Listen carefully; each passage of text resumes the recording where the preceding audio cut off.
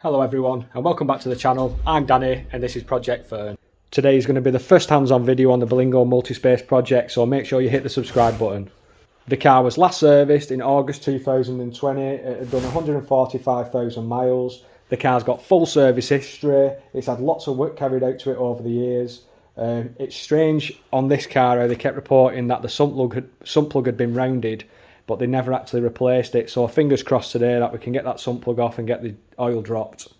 We've got plenty of parts to be putting on this car today as we carry out this full service, so let's get them all individually on the bench now and go through them all. So for the oil, I've gone with Total Quartz 9000 NFC 5W30s, which is recommended in the service maintenance book. I'll put a screenshot of that up on the screen now.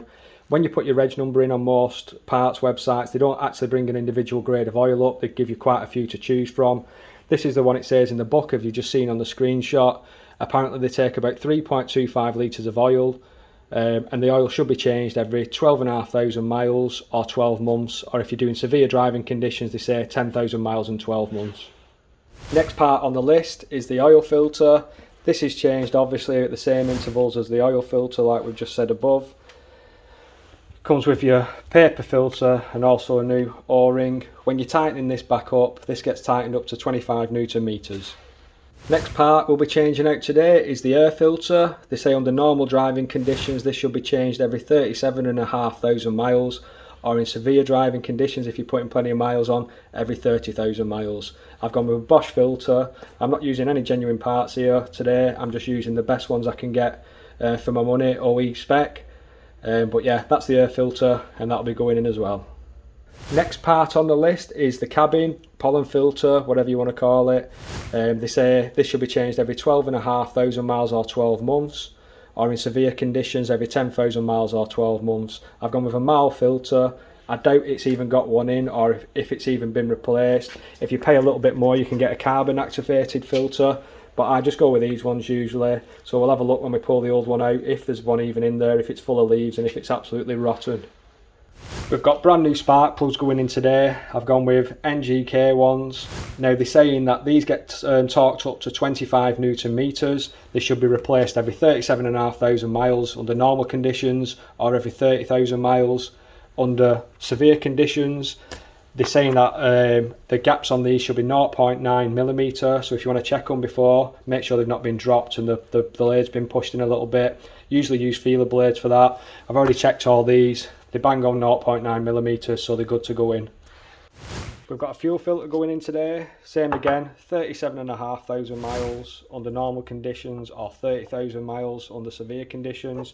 Be nice to change this out again. I doubt that's been changed much over the years, so for what they cost, it's just worth buying them. It's only two little clips on and a bracket, and we can get that swapped out and hopefully start filtering the fuel a little bit better.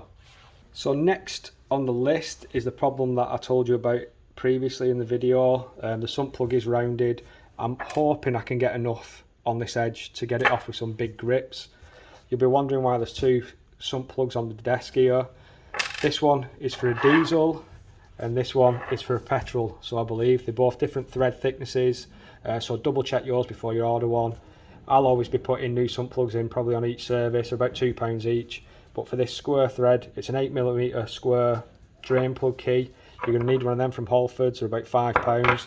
I don't know why I've ended up ordering two. I don't even remember ordering the first one, but you're going to need them parts, and like I said, just double check which sump plug you've got in. I think that's a 17mm spanner and that one's your 8mm square drain plug key. Got a few replacement parts today as well, as I outlined in the walk round video. We've got the coolant cap, which I'll show you what it's doing when we replace this. I've got a genuine one to replace the one that doesn't tighten up properly, so I'll look forward to putting that in as well. As you saw in the walk round video, the washer bottle cap was missing. Got one of them, another genuine part. Not expensive, it'd just be nice to replace that and get it all looking nice under the bonnet again. With having a brand new windscreen putting on the car, I put brand new wipers on it, some Bosch ones, so I'm going to be putting a new rear wiper on the car as well today, cleaning the back screen up and stuff, and then putting this on. Last but not least, I'm going to be putting a bit of screen wash in the car. I've got a box of these, I think there's 72 in a box, they're about 20 odd quid from OP Oils. They smell nice, and obviously they get rid of traffic film and stuff like that. They're for winter and summer use. And for the ease of putting them in, I just put this little packet in, fill it up with water and it's done.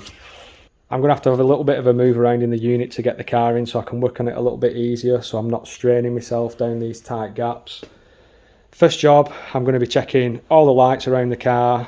I'm also going to be checking the horn, the windscreen wipers, which we know they're brand new, but it's just good housekeeping to keep checking them. Any split wipers and stuff like that, cracked rubbers, they're usually MOT failures.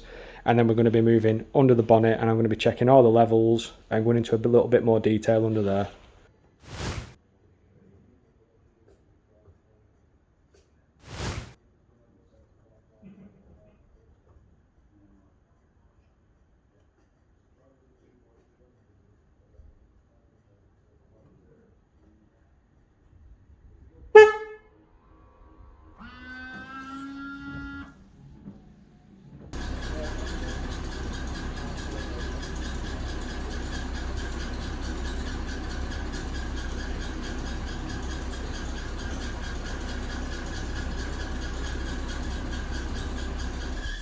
No bulbs out, which is a winner. Under the bonnet now, where we're going to be checking the levels, we've got the coolant down here. I topped that up the other day. It's still at pretty much the same level. We've got the washers that need topping up. We're going to be checking the power steering fluid. As you can see under here, we've got quite a bit of weeping from the rocker cover gaskets. I think on these there might be two of them, front and back. If you look down there, I don't know if it's going to pick it up here, you can see a bit of coolant which is coming from the thermostat housing. I've got the air filter underneath there, brake fluid as well. Going to be checking that and cleaning that up a little bit, but that's going to be changed and fully flushed when I do the rear axle on the car, which is probably going to be the next video or two. And then once we've done that, we can start working our way around the car, doing tyre pressures and stuff. First job, I know the coolant level is all right. Usually just top it up with water. Over time, you do need to flush the system, which is what I'm going to be doing on the red Berlingo soon. But while I'm here, I'm going to slip this new cap on. If I can get this one off. So can you see it's just spinning? No matter how much I spin that, I have to really pull up to try and get it off. I don't think I'm going to do. I don't know what's going on with it.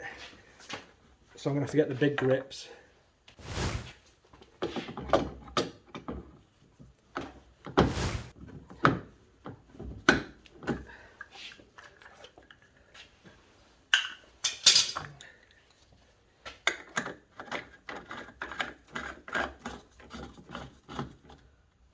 And that's perfectly tight, how it should be. So there's clearly a problem with this cap. But the new one's on now. Happy days. Next job, simple jobs these. I know it's taken a while to get into this service video, but these are checks you should be doing straight away while the car's on the ground. Just focus on getting your levels sorted, and then we can get stuck into the meaty stuff for the service after this.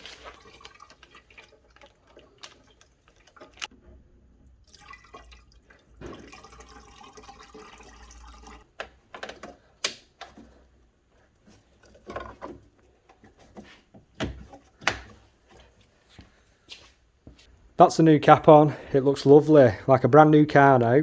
But when I got to a certain level in the washer's reservoir, then it started leaking water out. So I'm going to have a look at that at some point and make sure there's no cracked pipes or there's not a crack in the washer bottle either. But it's only to a certain point. It's obviously got rid of the water above that crack or whatever's causing that issue. And it's settled now. But it's definitely one to add to the list. Next job's the power steering fluid. It doesn't smell like it's burnt. On the washer cap here, if we can pick it up, you've got hot and cold. So I'm just going to put it back in and see what it dips at. So it's just below the cold level. So I'm going to get a little bit more power steering fluid put into that and get it topped up.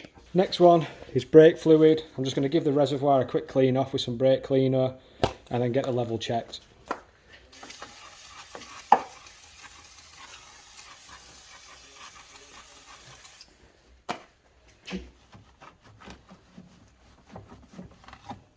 So the level on that is absolutely spot on, and the brake fluid is really clear and looks brand new, so it looks like it's had it replaced not too long ago. I looked on the service history and it has had a wheel cylinder replaced, but we'll find that out which side it was when I do the rear axle, because I'll be replacing it all again anyway. With the car being sat for so long, obviously the battery went dead. I've given it a good charge, it's gone through okay. It's in a good condition and stuff, so I'm just going to give that a little clean up as well, just on top, nothing too major, because I'll be taking all this car pretty much apart anyway before my mum and dad get it and making it look like brand new again.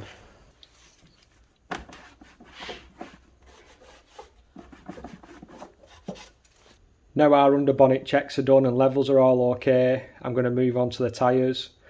I'm going to whip all the wheel trims off, I'm going to check all the tyres for damage, check the tyre tread depths. Probably going to end up putting all our wheels on this car for them. I can see there's a little plug missing there, which is the same as a plug that's missing on mine. Going to get some of them ordered, put it on the list. Yeah, going to whip all the wheel trims off, check all the tyres for damage and stuff, and also put the correct tyre pressures in them. The tyre pressures on this car are 2.2 bar in the front and 2.2 bar in the back.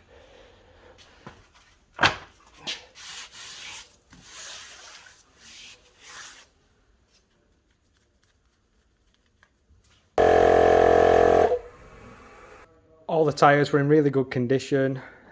Tyre tread depths were pretty level straight across. We've got 5 and 6 millimeters. Got a little bit of wear on the near side front tyre on the outer edge.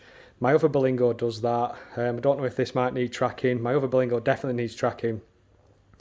But they're all in good condition. Tyre pressures weren't far off being what they should be, 2.2 bar. So next job is I'm going to just quickly put the rear wiper on. As you can see here, the cap's missing. They're quite expensive to get them. So I'm going to go on the breaker's yard and try and get a couple, because the one's missing off my Berlingo as well. And just finish the back of the cars off a little bit better.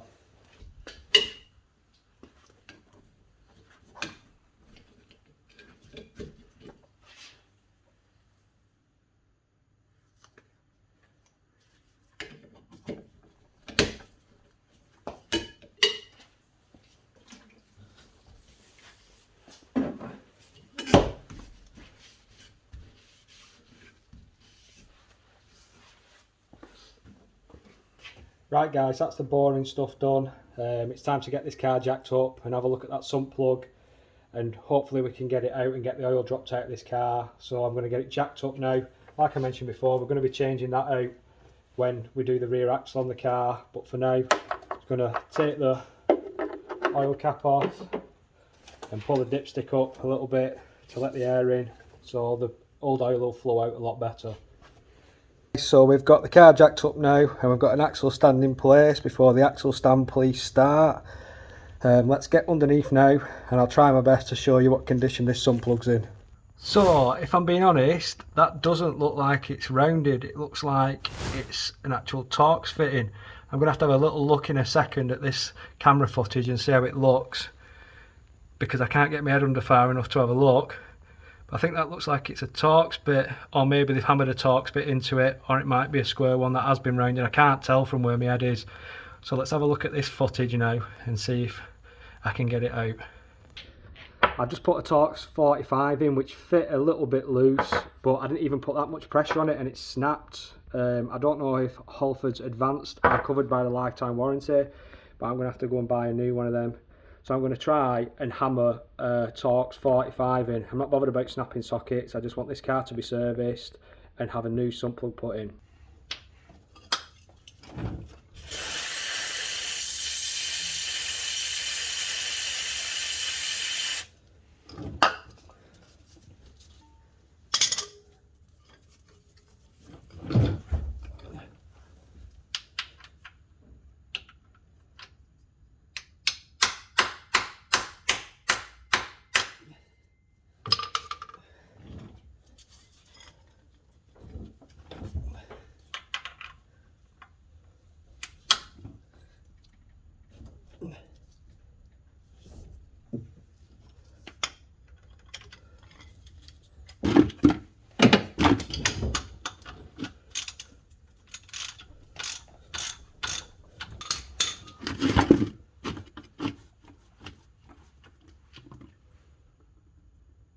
That's the old sump plug.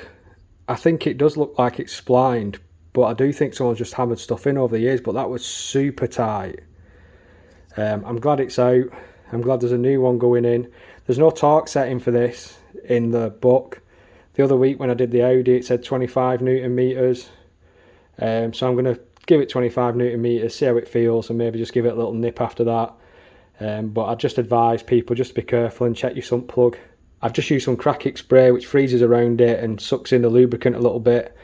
I think that has definitely helped me crack it off, as it was rock solid and it snapped a Torx bit, which is a shame, but the other Torx bit that I hammered in doesn't seem to have any damage on it, so I'm buzzing with that one. I just need to get the one replaced, but let's get the oil filter done next.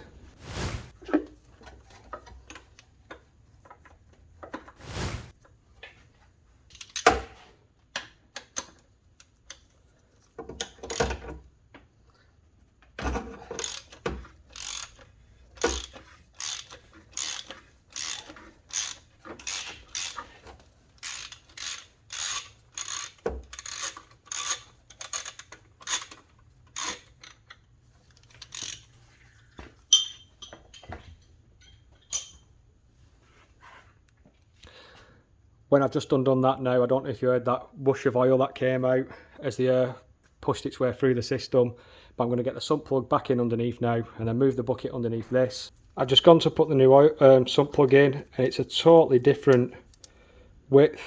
As you can see, this one's much fatter. So luckily, with this one not being too damaged and me still being able to get that Torx bit in, I'm going to have to use this again today, which is absolutely gutting. I'm going to measure this one up, and as soon as I find out if there's a third sump plug that you need, as you can see they're nowhere near, I'll let you know. But I'm going to have to get this replaced again and catch it in the next service, which will be in a year's time. But live and learn, eh? I used the correct part number when I ordered this one, so I don't know what this one is. I don't know if they've put put new threads in it or anything like that, but this one's going to have to go back in for today. The washer looks in good condition, it's not too compressed and stuff, so we shouldn't have any leaks, but I'm going to put that back in now and then remove that filter. So we've got the old filter out. There's just a ring that sits around here which needs to come off and be replaced, and I'm going to whip this filter out now. I usually like putting it in a glove, which I'll try and show you now, and we'll get the new filter put in.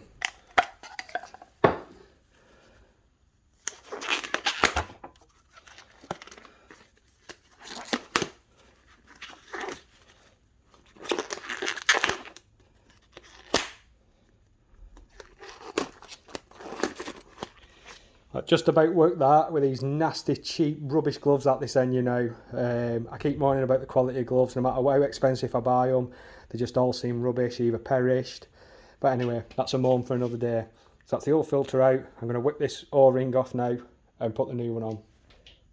So my trusty little mini pick set strikes again. Worth every penny, these things. You can literally just get in there with that, whip the old one off. I'll put a link in the description to these. I think there's 5 or 6 in a set. Use them all the time for all sorts of mad things. So we're going to put the new seal on now and get a smear of oil around it. I'll try and keep it in shot the best I can as I struggle with it. It's very strange looking at something through a camera lens while you're trying to line it all up. But that's it. I'm just going to give this lip a quick clean off now with the rag. So that's that on. Bit of oil from inside. You can use fresh oil, whatever you want. And just give that ring a smear, just so it makes it come off a little bit easier. New filter in, and let's get it popped back in the car.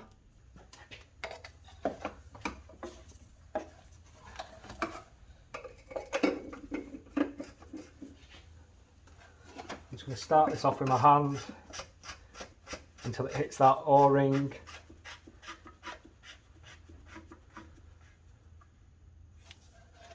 And then get the socket back on it. Like I said earlier, this is torqued up to 25 Newton meters, which is basically nothing, but you can feel when it stops. You don't want to go too much with it being plastic. But like, that's pretty much, you'll feel when it stops. That's the oil and filter done. I'm just at the back of the car now on the driver's side. Attached to the fuel tank here, you can see we've got the fuel filter. Now you have to undo this latch here, sorry, this bracket. It does feel very brittle. I'm going to be very careful with it. But I'm just going to clean these pipes off. To get these off, you literally just push that in, push it forward a bit and then pull it off. I'll try and film it while I do this. I just want to be pretty careful as we're dealing with petrol and stuff, so make sure you put your safety goggles on. But let's first try and prise this off without snapping it, because that will be a disaster, but I'll fix it no matter what, and then we'll start working on these pipes and get the fuel filter changed.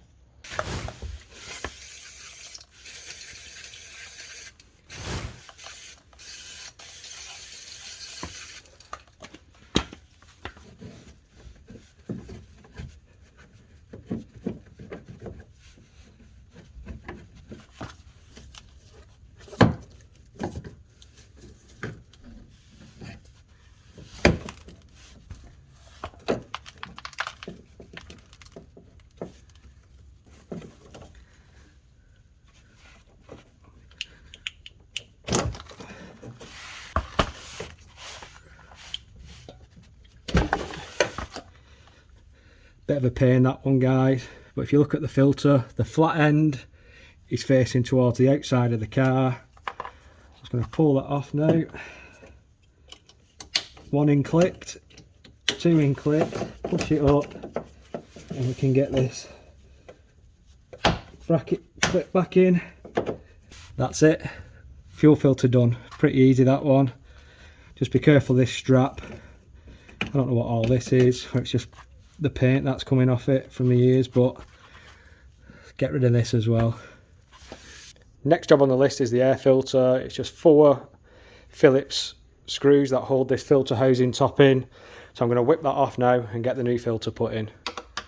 As you can see, these screws, well, you might not be able to pick up on the camera, they are ready to die. I have to put a lot of pressure down just to get them to unscrew, as I don't want them rounding off too much. Right, I've took all the screws out. It's not budging much, so I'm going to move on to take this back screw out as well. I don't know if you noticed, down here on the bottom of the airbox there's actually a pipe missing, which goes from the front ear to an intake ear.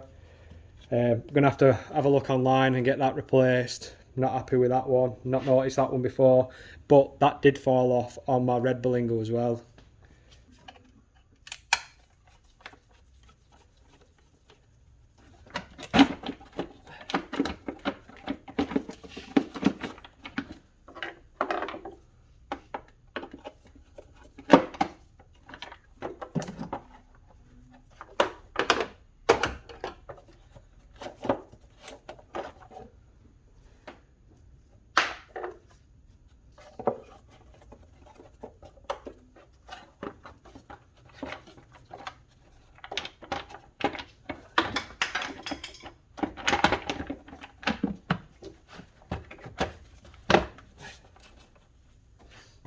The next job on the Berlingo is the spark plugs. I'm going to whip this cover off. You've got 6 Torx 20s around the outside, and then that'll reveal the ignition coils and also the spark plugs underneath them.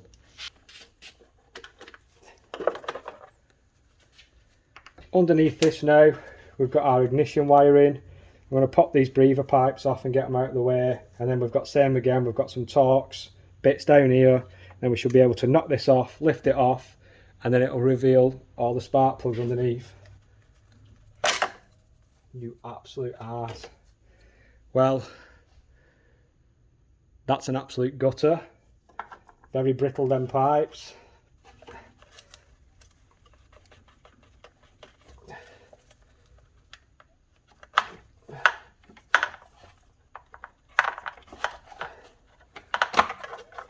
Gonna have to get a new one of them as well. Hopefully from a breaker's yard, or if anyone's got one lying about, I'll pick one up hopefully.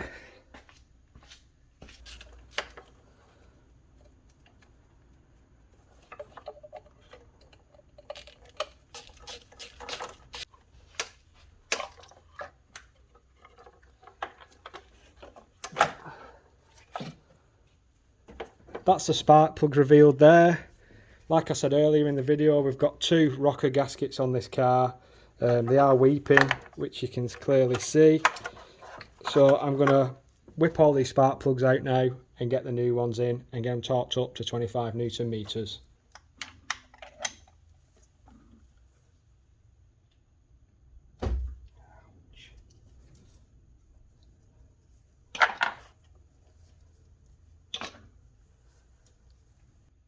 They're not in too bad condition them, but be glad to put some new ones in.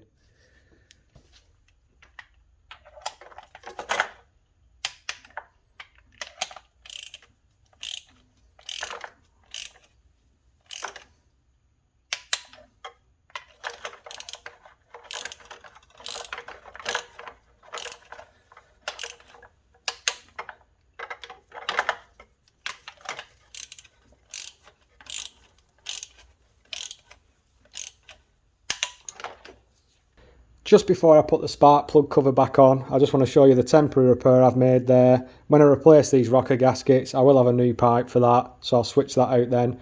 But yeah, going to finish getting this built back up now. I was going to put the oil in next, but I'm not. I've got the last thing to do, which is the pollen filter, and we can move on to that. So that's the spark plug cover back on. All done under the bonnet as far as I'm concerned now, apart from the oil being put in. But I'm going to pull the car forward a little bit before I do that, and we're going to crack on with the pollen filter. I'm going to apologise for the shaky camera, but we're in the passenger footwell and we've got our pollen filter housing here. We've got this thing here, and you're just going to literally pull it one way or the other. I think it goes this way. I'm going to have a look at the arrows now. I'll try and set a camera up, but I doubt I'm going to get one in with me under here as well. Let's see if we can get these arrows. There's arrows pointing one way or the other, and that slides out, and then we can pop the filter out. Right, so it slid towards the driver's footwell. I'm going to pull the filter out now, and it looks like it has been changed quite a lot. Still quite dirty. I don't know if that looks standard. I'm going to have a look on the box now and see which way the air flows, and then I can put the filter in the right way, because it is directional, should I say. This pollen filter that they've sent is nowhere near the same size. It's more the thickness that's a problem. This is like a cartridge that slots inside. So I'm going to have to get another one of them and put it back in, but you can see how it's done, and I'll just put it in a couple of days when it arrives. But it's quite an easy job to do. Just make sure you select the right one, because it's like double the thickness. There's not a chance that's going to go inside, which is a shame. I've bought one of them for the red Berlingo as well, which is probably wrong as well. But I'm going to put that back in for the time being, but swap it out in a couple of days and get some oil in this car. Last job of the day now, I'm going to put the oil in. I'm going to start with about 3 litres, check the dipstick, run it up, and then go from there. I've not gone into too much detail inspection wise today, because this car's going to be having everything done to it, and I'll be making videos on that, checking suspension components, brakes, drop links, the rear axle, brake pipes, everything underneath, exhaust condition and stuff like that. That'll all be coming in later videos, so it was pointless doing it all today when I'm going to have to make a video on it and do it all again. So I'm just going to get the oil put in now.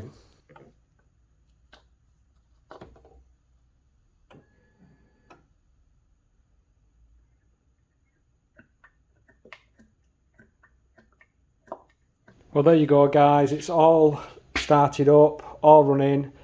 Dipstick levels to the max, which is what I like to set it to. I know some people aim for halfway between min and maximum, but I've just put it to maximum.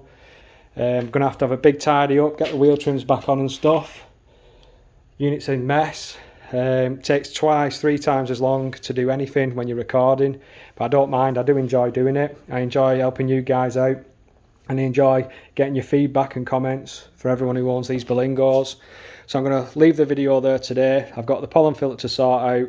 I've also got to get that new breather pipe, which isn't a problem, but we can move on now and start ripping this car to bits and start doing brakes and stuff. If you are enjoying these videos and you want to follow this project, please make sure you hit the subscribe button. Any comments, put them in the comment section below. Hit the like button if you've enjoyed this one. I hope it's not turned out to be too much of a long one. But as we work our way through this car, we will get a little bit more into the inspection side and start working on other components.